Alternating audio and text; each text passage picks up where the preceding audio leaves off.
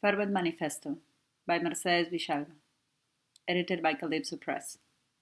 Read in English by Daphne Mohajer Pesaran, Allan McKean, Catalina Novella, Stephanie Maroney, Anuj Vaidya, Arielle Estrada, Catalina Bartolomé, Julieta Gómez Blumen, Odile Carroll, and Mercedes Villalba. 1. Enough. These are times of resistance.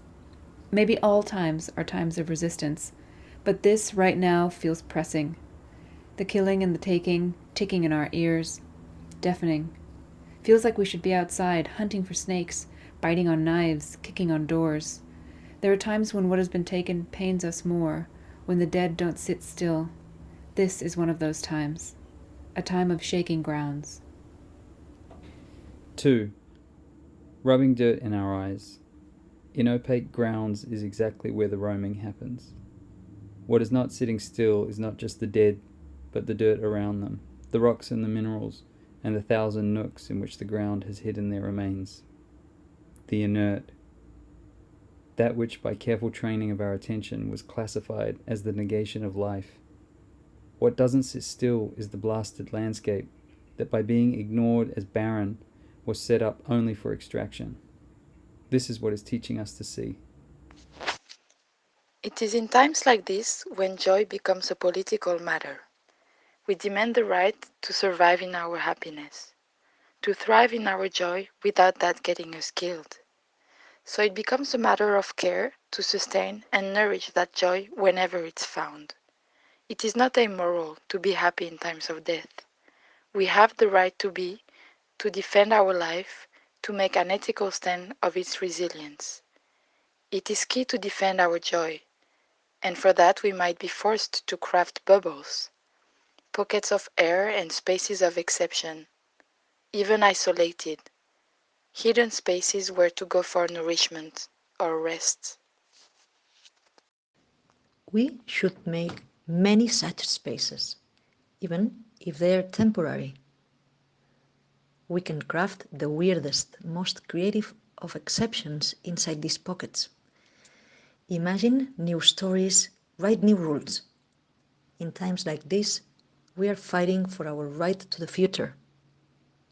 The key is to make these bubbles ferment, rising up in fervor. Fermentation trains us in seeing the ground as inherently shaky. It makes visible the invisible potential of those things that seem still.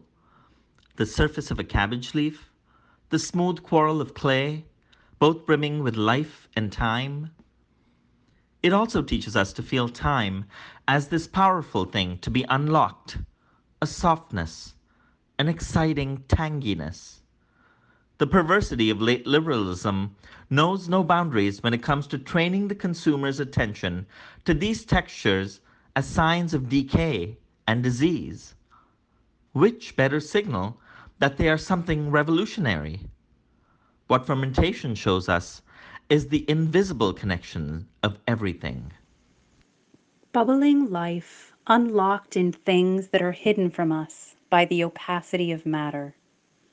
Fermentation is an option to the microscope. It is not about relating to these phenomena by images, but rather by their character, what they like to do, how they thrive. You attune yourself not to distinguish strains of life, but to recognize its presence and consequences. So when something ferments, you can feel it, you resonate with it, you can anticipate its needs. That's how you feed ferments. You give them nourishment, which means you give them options to expand their life.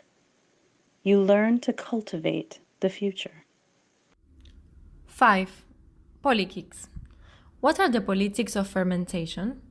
They enable bodily and cognitive distributions of power.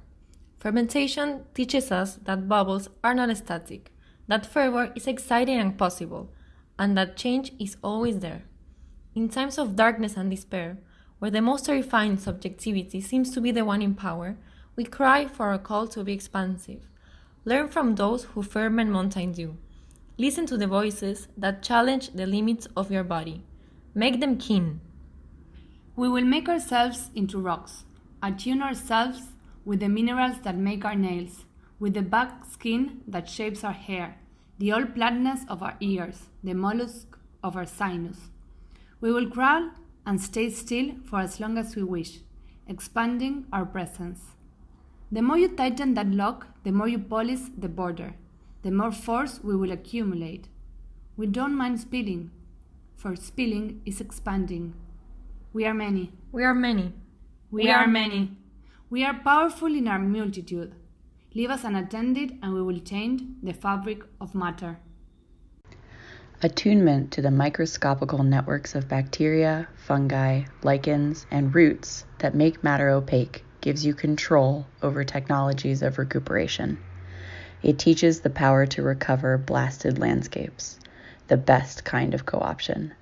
If you want to train us into subjectivities that thrive in coloniality, we will turn that into bacterial invasion, into spore expansion.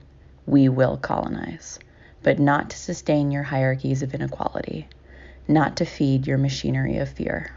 We will not build machines. We will grow them like characters in an Octavia Butler novel. The future is ours, and it's everywhere, on every level of matter. Go ahead and throw inertia at us. We will grow rock gardens.